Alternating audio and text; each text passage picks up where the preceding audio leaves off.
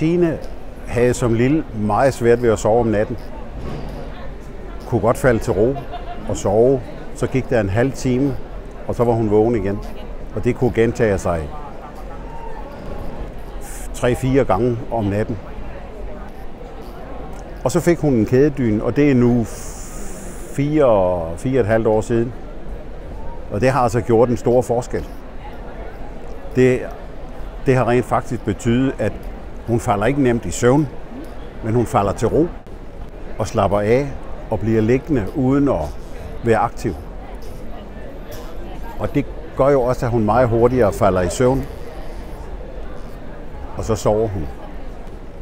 Vi er jo kommet nu, så vi kan mærke nu, når hun kommer i seng, så ved hun det. Og når hun får dynen på, kommer der typisk sådan et lille glædesudbrud af, og så slapper hun af. Lige med det samme.